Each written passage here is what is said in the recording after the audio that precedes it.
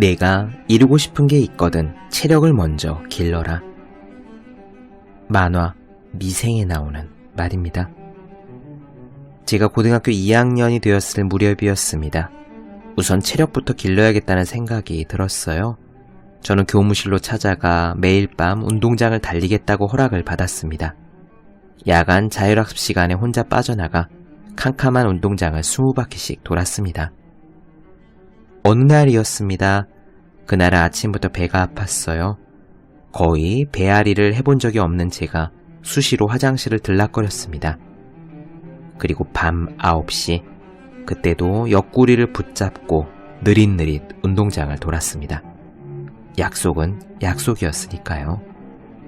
만화 슬램덩크에 나오는 캐릭터 참을성의 왕자 김낙수를 떠올리면서 저는 버텼습니다.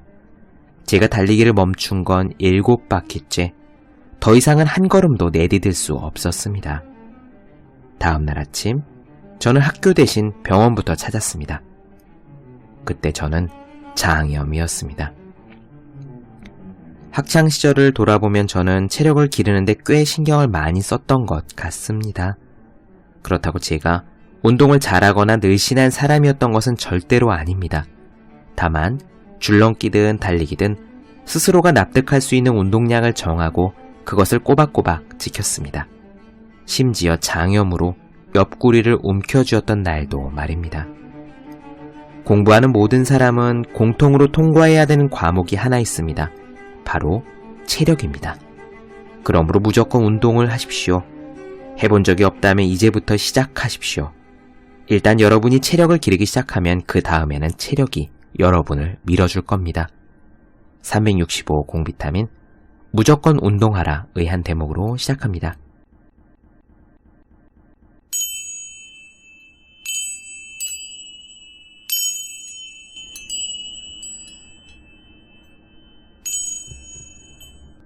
네, 안녕하세요. 본격 공부자극 팟캐스트 서울대는 어떻게 공부하는가 한지우입니다.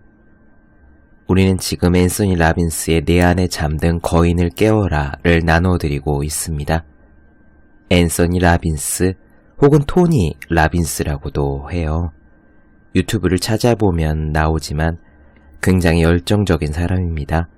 에너지가 넘치고요. 또 키가 무척 큰 거인이기도 합니다. 그 자신이 거인이기 때문에 그는 우리에게 이렇게 말하고 있는지도 모르겠어요. 내 안에 잠든 거인을 깨워라. 여러분들은 어떻게 생각하십니까? 우리들 안에도 잠자고 있는 거인들이 있다고 생각하십니까? 잠자고 있는 거인이 있어서 어느 날 화학 잠에서 떨치고 나와 숨은 힘을 발휘할 거라고 그렇게 믿으십니까? 그럴 수도 있고 아닐 수도 있을 겁니다. 어쩌면 많은 분들은요, 그렇다 아니다, 확실하게 단언하는 편이 아니라 글쎄 그런 것 같기도 하고 아닌 것 같기도 하고 이렇게 다소 어정쩡한 태도로 답을 유보하실 것이란 느낌이 들기도 합니다. 과연 우리 안에도 거인이 있을까요? 저는 앤서니 라빈스처럼 막 우악스럽게 소리를 높여 우리들 스스로를 잠에서 깨우라고 말씀드리진 않겠습니다. 앤서니는요, 얼마나 열정적인 사람인지 그의 워크숍에 가면은 숯불 위에 걷기를 한대요. 나는 할 수 있다, 나는 할 수 있다 라고 내적인 자신감을 막 불어넣은 후에 숯불 위를 맨발로 걷는 거죠. 그런 경험을 하는 사람은요, 처음에는 말도 안 된다고 생각하지만요, 실제로 앤서니 라빈스가 시키는 대로 따라서 하고 나면은 우리의 정신이 몸을 지배한다고 충실하게 자기 암시를 하고 그 숯불이를 무사히 맨발로 걷는 경험을 하고 나면은 인생이 달라진다고도 합니다. 저는 숯불이를 걸어본 적이 없어서 잘 모르겠네요. 대신 우리 안에도 거인이 있느냐라는 문제에 대해서 보다 잔잔한 예시, 다른 표현으로 나름의 답을 드리고자 합니다. 제가 좋아하는 신화학자 조셉 캠벨은 어디선가 이렇게 이야기했어요. 고등학교 때 이어달리기 시합에 나간 적이 있답니다. 다른 팀 선수들이 앞서 있었고 자기는 늦게 바통을 이어받았대요. 그런데 그 순간 굉장히 이상한 느낌에 사로잡혔답니다. 분명 자기가 제일 뒤처지고 있었는데 바통을 받을 때부터 무조건 이길 것만 같은 확신이 들었대요. 너무나 당연하게 여겨졌답니다. 저들을 제치고 내가 우리 팀이 1등을 하겠다. 그리고 그는 나는 듯이 달려서 실제로 대역전극을 거두었답니다. 여러분들은 그런 이상한 경험 없으십니까? 근거도 없고 객관적인 가능성도 낮은데 무조건 될 것만 같은 느낌. 조세 캠벨의 예를 들으니까 저도 하나 떠오르네요. 제가 검도를 시작한 지 1년이 채 안 되었을 때 이야기입니다. 그때 저는 2급이었어요. 성인 검도는 시작한 지 석 달이 지나면 5급 심사를 볼 수가 있거든요. 5급을 따고 거기서 각각 2달씩 지나면 4급, 3급, 2급 이렇게 올라갑니다. 그러니까 제가 2급이라는 거는요. 정말 시작한 지 1년도 안 된, 그리고 호구를 쓰고 대련을 시작한 지 6개월 조금 넘은 시점이었던 거예요. 그때 시합을 나갔습니다. 제 상대방은 3단이었어요. 저보다 키가 작고 굉장히 빠른 스타일이었습니다. 그런데 그때 이상한 기분이 들더라고요. 당연히 제가 이길 것만 같은 기분이었죠. 사실 가능성이 없다고 말할 수는 없는 거지만 극히 낮은 것은 사실입니다. 검도 3단인 그분은 아무리 못해도 5, 6년 이상 검도를 한 사람이었으니까요. 어찌 되었을까요? 그렇습니다. 제가 2대1로 이겼었어요. 사실 이기고 나서도 엄청나게 기쁘진 않았습니다. 왠지 그냥 그때는 이길 거라고 생각했기 때문이에요. 여러분들도 그런 순간 곰곰이 살펴보면 있지 않으십니까? 운동이 아니어도 좋습니다. 당연히 합격한다고 생각한 순간, 당연히 계약을 따낼 거라고 생각한 순간, 무대 앞에 나가 반의 대표로 노래를 부르고 나서 박수와 함께 성공적으로 자리에 돌아올 거라고, 당연히 내가 그런 힘을 가지고 있다고, 당연히 나는 해낼 거라고, 그렇게 생각했던 순간이, 이상한 느낌이 드는 순간이 여러분들도 있지 않으십니까? 저는 그런 순간이 우리 안에 있는 거인이 잠에서 깬 순간이라고 그렇게 생각합니다. 그런 경험을 하신 분들은 누구나 여러분 안에 거인이 있으신 거예요. 오늘 앤서니 라빈스의 이야기는요, 지금 당장 변화하라 입니다. 그는 변화는 당장 일어날 수 있다고 역설해요. 뚱뚱한 습관이든 공부 안 하는 태도든 일이 하기 싫어 미루는 게으름이든 간에 그냥 아무렇지 않은 듯 지금 이 순간 딱 끊을 수 있다고 이야기합니다. 아니, 마땅히 그래야 한다고 이야기해요. 정말 그게 가능하냐? 나는 잘 안 되던데 라고 여러분들께서 말씀하실 것 같습니다. 물론 앤서니도 이렇게 답합니다. 변화는 한 번에 가능하다. 다만 그것을 유지시키기 위해 지속적인 노력은 필요하다. 그것을 그는 조건화라고 부릅니다. 변화는 단번에 일어날 수 있는데 그것을 지속시키기 위한 작업이 필요하다는 생각과 변화 자체가 시간이 오래 걸린다라는 생각, 이 두 가지 생각에는 분명 차이가 있습니다. 만일 여러분들께서요, 원하는 것이 있다, 소망이 있다, 그리고 그 소망에 적합한 사람이 되겠다고 결심을 하신다면, 그리고 지금 이 자리에서 그래, 나는 지금 이 순간 이미 바뀌었어 라고 결심을 하신다면 여러분이 이미 그런 사람이 된 겁니다. 이미 여러분의 소망에 어울리는 사람이 지금 되었어요. 이제부터는 바뀐 여러분을 그 소망에 맞게 유지하는 작업을 할 뿐인 겁니다.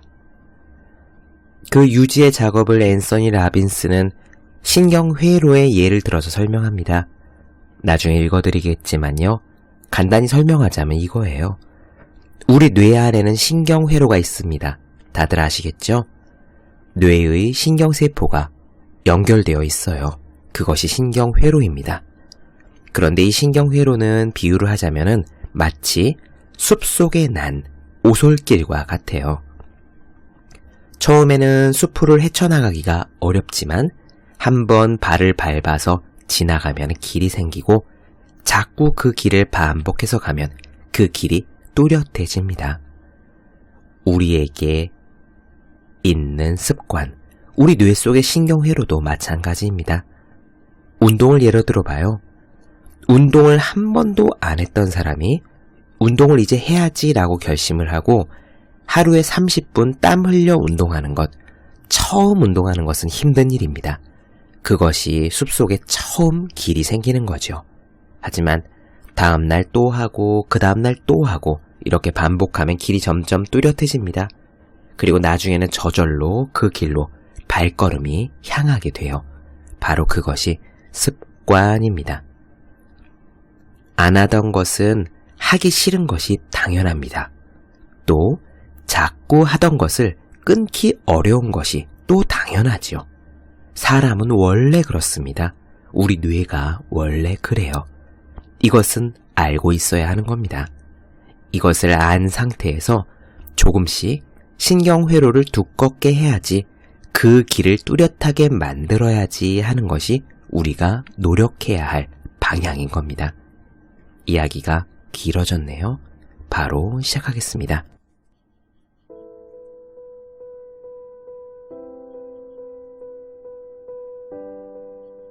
성경책 고린도전서 15장 51절에는 이런 말이 나온다. 보라, 내가 너희에게 비밀을 말하노니 우리가 다 잠잘 것이 아니요 눈 깜짝할 한순간에 다 변화하리니. 나는 항상 아주 오래전부터 많은 사람들의 인생을 변화시킬 능력이 생겼으면 하고 소망해왔다. 그리고 아주 어릴 적부터 다른 사람들을 변화시키려면 나 자신부터 변해야 한다는 것을 본능적으로 깨달았다. 그래서 중학교 시절부터 많은 책과 카세트 테이프를 읽고 들으며 인간의 행동과 감정을 변화시킬 수 있는 기초 지식을 배우기 시작했다. 그렇게 해서 내 삶의 특정 부분들을 변화시키려 했던 것이다. 예를 들면 나 자신에게 동기를 부여하고 일을 끝까지 끝마치는 능력을 키우고 원하는 것을 행동으로 옮기고 인생을 즐기는 방법을 배우고 다른 사람들과 친밀하게 지내는 방법을 배우는 것 등이었다. 이유는 잘 몰랐지만 다른 사람의 삶을 발전시키고 나서 그들에게 고맙다는 말을 듣는 게 즐거웠다. 그래서 고등학교 때 친구들은 나를 문제 해결사라고 불렀다. 문제가 있는 친구들은 나를 찾아왔고 나는 그런 내 모습에 자부심을 가졌다. 막 21살이 되었을 때 나는 사람들의 인생 방식을 전광석화처럼 바꿀 수 있는 간단한 게슈탈트 심리치료법과 에릭슨의 최면술, 신경언어 프로그래밍 같은 기술들을 알게 되었다. 예전에는 사람을 변화시키려면 수개월에서 수십 년까지 걸렸지만 이런 기술을 사용하면 겨우 몇 분 안에 해낼 수 있다는 것을 알고 나서 나는 이 기술의 전도사가 되다시피 했다. 나는 이 기술을 완전히 내 것으로 만들겠다고 작정했다. 그리고 기술을 배우자마자 바로 사용했다. 나는 더 이상 기다릴 수 없었다. 그래서 먼저 캐나다에서, 나중에는 미국 전역의 라디오와 텔레비전 방송에 출연하면서 경력을 키워가기 시작했다. 각 방송에서 나는 이 새로운 기술에 대해 이야기하면서 만일 삶을 변화시키려면 단 몇 분 안에 바꿀 수 있음을 강조했다. 물론 그때 내가 성급했다는 것은 인정한다. 그러나 나는 그때 모든 변화는 한순간에 이루어진다고 열정적으로 주장했고 실제로 그것을 믿었다. 대부분의 사람들은 변하겠다는 결심을 하기 전에 어떤 일들이 먼저 기적처럼, 계기처럼 일어나 주기를 기다린다. 왜 사람들은 변화에 그렇게 많은 시간이 걸린다고 생각하는 것일까? 아마 변하려고 노력은 계속했지만 결국 실패했기 때문일 것이다. 그러고 나면 변화는 시간이 많이 걸리고 어려운 것이라고 생각하게 된다. 사실은 어떻게 변해야 하는지 모르기 때문에 어려운 건데 말이다. 그들은 효과적인 전략과 방법이 무엇인지 모르고 있는 것이다. 지속적인 변화는 의지력만으로는 불가능하다. 사람들이 빨리 변하지 못하는 두 번째 이유는 우리 사회에 자신의 잠재 능력을 온전히 발휘할 수 없게 만드는 부정적인 믿음이 있기 때문이다. 우리는 대부분 순간적인 변화를 믿지 않는다. 순간적으로 변화가 이루어졌다면 실제로 문제가 없었던 것인데 그것을 문제라고 여겼던 탓이라고 생각한다. 만일 그렇게 쉽게 변할 수 있었다면 왜 지난주에, 한 달 전에, 아니면 1년 전에 이미 변화되지 못했는가? 변화는 순간적으로 일어날 수 있다. 다만 변화를 한 후에 그것을 지속시키는 것이 중요한 과제가 된다. 그것과 관련하여 중요한 깨달음을 얻은 순간의 이야기를 해보자. 언젠가 아내가 우리 집의 그랜드 피아노를 조율하기 위해서 조율사를 불렀다. 그 사람은 몇 시간 동안 한 줄 한 줄 튕기면서 완전한 소리가 날 때까지 조율 작업을 계속했다. 작업이 끝난 뒤 피아노는 훌륭한 소리를 내게 되었다. 내가 얼마냐고 묻자 그가 대답했다. 걱정하지 마세요. 다음에 방문해서 청구서를 드릴 겁니다. 나는 물었다. 다음이라니 그게 무슨 말이죠? 그는 대답했다. 내일 다시 와야 되고요. 다음 한 달 동안에는 일주일에 한 번씩, 그 다음에는 석 달에 한 번씩 와서 다시 조율해야 합니다. 나는 어이없어서 물었다. 그게 무슨 말입니까? 조율 작업은 이미 끝나지 않았습니까? 아직 덜 끝난 거란 말이에요? 그러자 조율사가 대답했다. 지금은 모든 줄이 튼튼하게 조율되었습니다.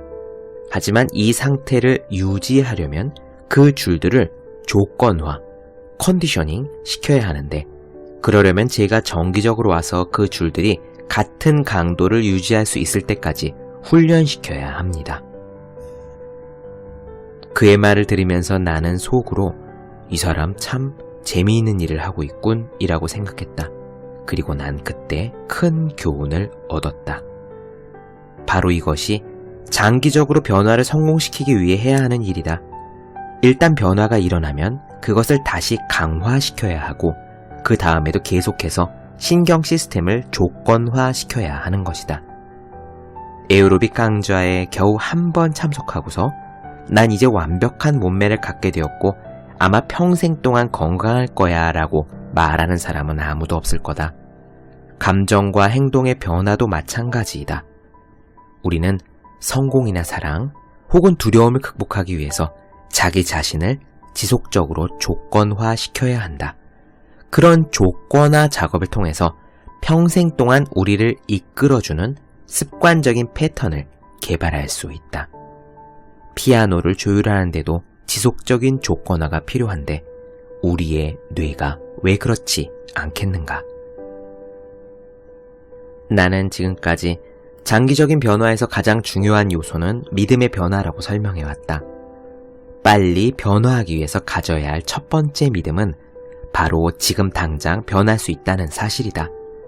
다시 말하지만 대부분의 사람들은 무의식적으로 우리가 곧바로 변한다는 것은 힘든 일이라고 생각하고 있다. 한편으로는 빠르게 변하기를 바라지만 또 다른 한편으로는 만일 그렇게 빠르게 변한다면 원래 별 문제가 없었던 건지도 모른다고 생각하고 있다. 혹은 그런 척하고 있었거나 게으름 때문에 그랬을지도 모른다고 생각한다. 우리는 순간적으로 우리를 변화시킬 수 있다는 믿음을 택해야 한다.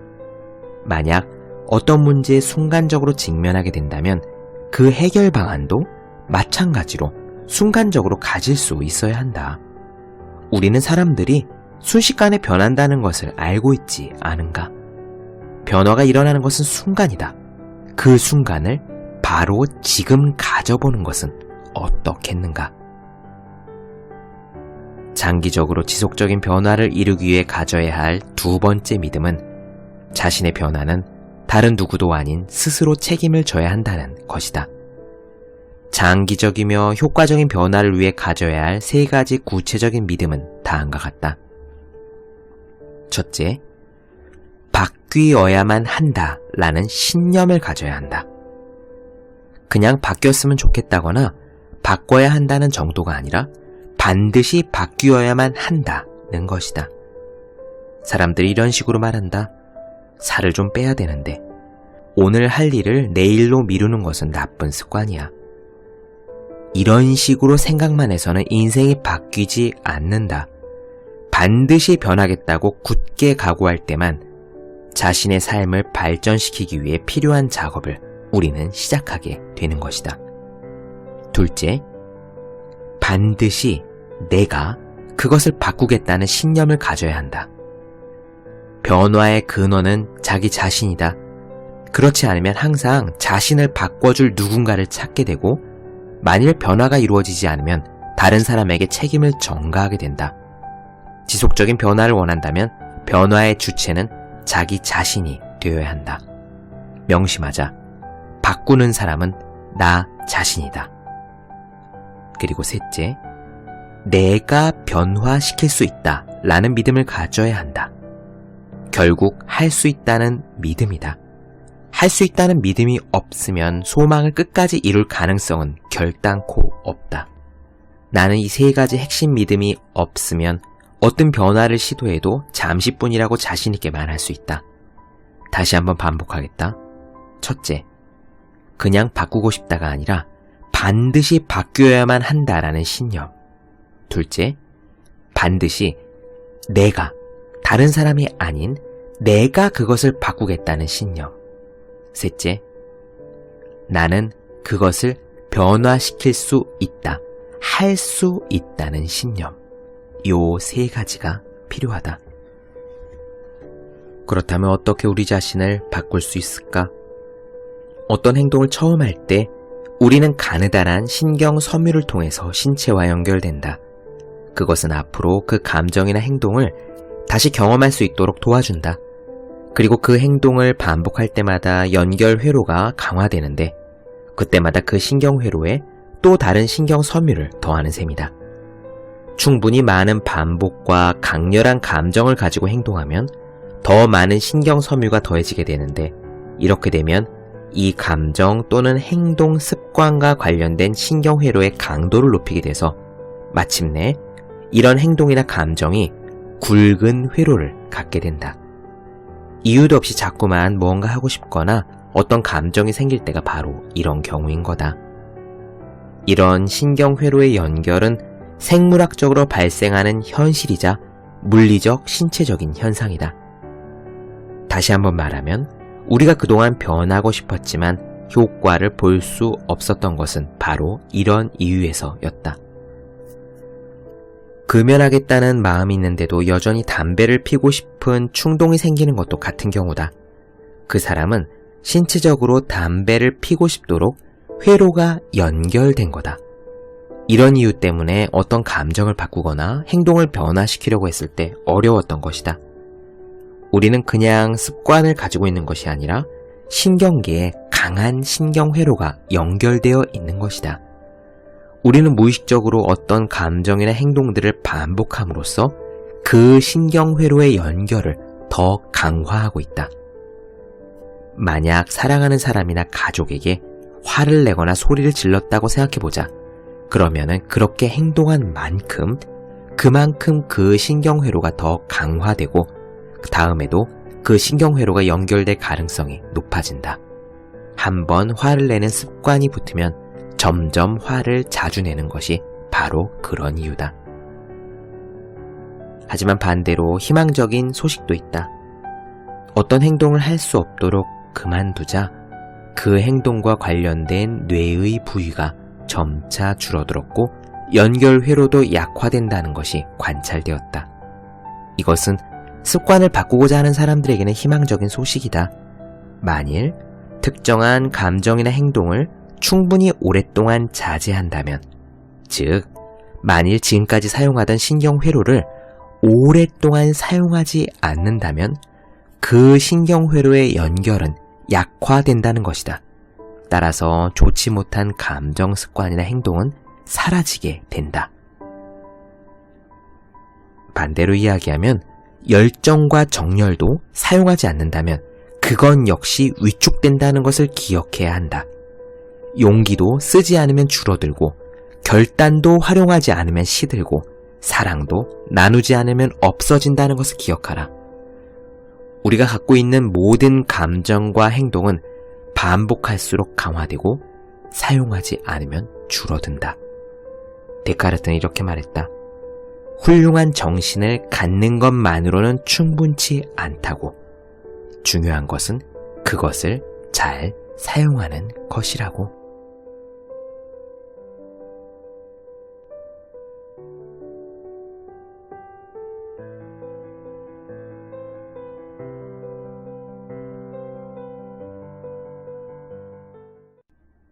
네, 본격 공부자극 팟캐스트 서울대는 어떻게 공부하는가? 오늘은 앤서니 라빈스의 내 안에 잠든 거인을 깨워라, 지금 당장 변화하라에 대한 이야기를 나눠드렸습니다. 더 많은 이야기가 궁금하신 분들, 질문사항 있으신 분들은 네이버 블로그 허생의 즐거운 편지, 다음 카카오 브런치 한재우의 브런치, 인스타그램에서 해시태그 서울대는 어떻게 공부하는가 검색해 주시면 되겠습니다. 또 매일매일 공부하시는 분들, 여러분 주변에 매일매일 공부하시는 그분들을 위해서요, 하루 한 페이지씩 읽고 공부할 의지를 북돋는 책, 보기만 해도 공부하고 싶어지는 365 공부 비타민을 선물해 주시면 좋겠습니다. 오늘은 여기까지 할게요. 저는 다음 시간에 뵙겠습니다. 여러분 모두 열심히 공부하십시오. 저도 열심히 하겠습니다.